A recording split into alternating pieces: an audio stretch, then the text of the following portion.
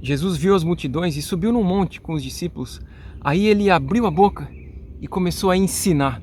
E foi muito bom que ele fez isso, ainda bem que ele fez, porque as coisas que ele falou são muito importantes, valem muito e me ajudam muito a valorizar aquilo que realmente tem valor do ponto de vista dele e que são bem diferentes do que eu tenderia a valorizar se ele não tivesse falado isso. De repente pode ser esse o seu caso também, já que o que ele falou é diferente do que normalmente se costuma pensar.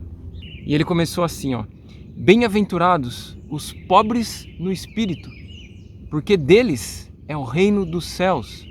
Bem-aventurado pode ser entendido assim, ó, felizes ou até mesmo abençoados são esses. E a palavra aventura tem sua origem num significado que é assim, ó, algo que está por acontecer. Por isso que quando alguém fala, vou fazer uma aventura, tipo, eu vou ver o que vai acontecer, entende? Então quando Jesus fala bem-aventurado, é que o que aconteceu com essa pessoa é bom, na opinião dele. E por que para Jesus, para o Pai, é bom alguém pobre no espírito? Porque eles têm a coisa de mais valor que existe, que é o reino dos céus, o reino de Deus. Então um pobre, que é normalmente alguém que tem falta de algumas coisas, ou de muitas, se ele é um pobre no espírito, na verdade dele é a coisa de mais valor que existe.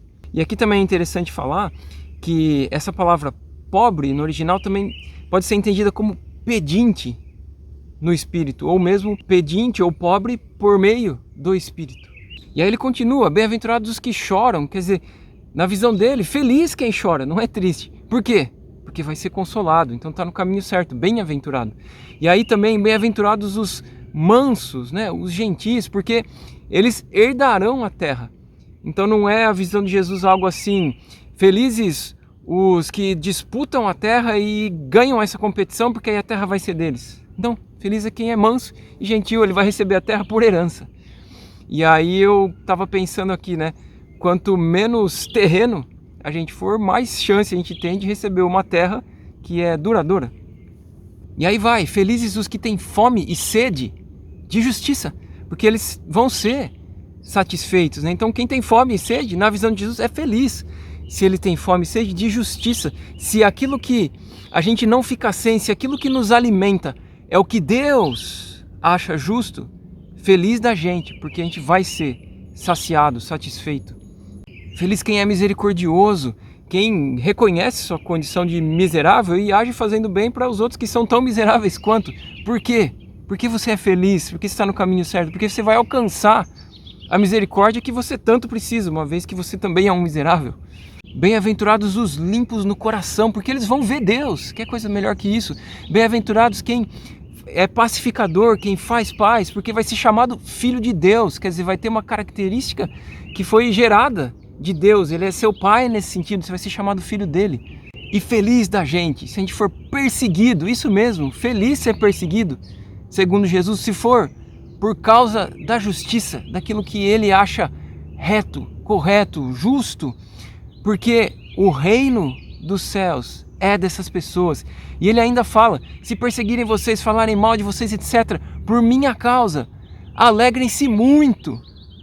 Foi isso que fizeram também com os profetas que vieram antes de vocês, e vocês têm uma recompensa grande nos céus. Isso é ser feliz do ponto de vista de Jesus. E aí ele fala então: vocês são o sal da terra.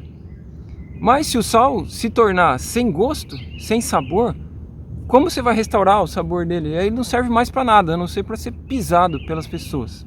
E um ponto importante que eu entendi de compartilhar nesse vídeo é o seguinte: que quando está ali que o sal se torna sem sabor, sal que não salga, originalmente e literalmente está escrito: se o sal tornar-se tolo. Então pensa assim, ó, Jesus está falando: vocês são o sal da terra. Ele está comparando sal com pessoas. Um sal que salga é como uma pessoa que não é tola, que é sábia. Um sal que não tem sabor, que não salga, é uma pessoa tola.